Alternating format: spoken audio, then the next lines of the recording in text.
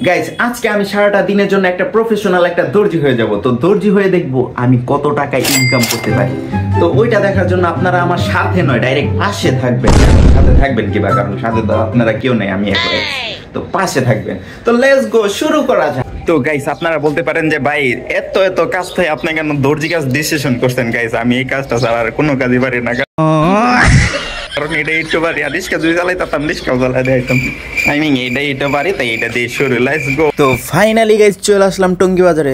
টঙ্গী বাজারে চলে আইসাই তো দেখা যায় কত ভঙ্গি। আই হ্যাঁ মানে কোন কি অবস্থা, মানে আমার একটু মাসুম চেহারার দিকে একটু চেহারা দেখেন গাইস। এই চেহারার মধ্যে কোনো একটা বেডি দেনা বিয়া করার লাগে ভাই, বেডি তো দিত না, সেডি দিব। মানে কেউ তো বিয়ে বিয়ে দেয় না, আর বেডা আমারে চাকরি দিব কোন কি বা দিত আমারে কোন। এটা কি কোনো কথা এলো? আর গাইছে কিছু মনে করেন না, আপনাকে যদি দাদি খালাত যদি থাইকা দেয় তাহলে আমারে দিলে দিতে পারেন, কারণ আমি অলরেডি বিয়ে করে লাইছি। এখন করলে আমার হাঙ্গা করতে হইব, করার কোনো অপশন দেখতাছি না আমি। ভাই আমি যে যাইতাছি কষ্ট করে, আমারে কি চাকরি দিব এই 5 তলায় উঠটা? কিচ্ছু করার নাই, ট্রাই করলে তো আর কোনো সমস্যা নাই। বাঙালি সব জায়গায় ফেল মারে, এই জায়গায় যে ফাঁস করবে এটার কোনো গ্যারান্টি আছে? এটাও ফেলই ধরতে হইব। হাই ওস্তাদ, হাউ আর ইউ স্যার? তো আমাকে গাইস এখানে মানে আমারে স্যার একদিনের জন্য কাজ কাম দেওয়া যাবে এখানে?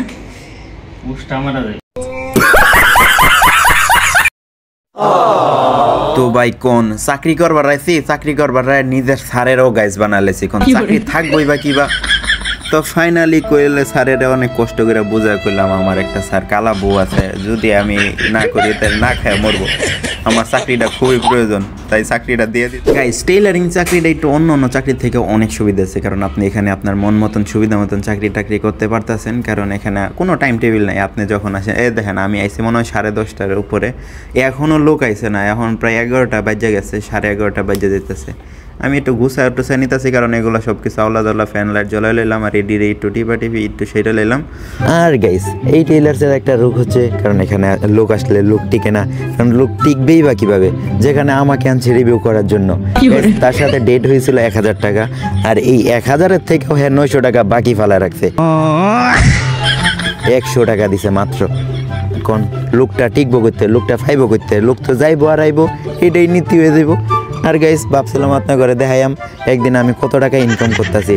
এখন এই টাকা বাদ দিয়া মনে যাইতেছে এর মাথাটা সই করা টাকলাটা ফাড়ায় দিব।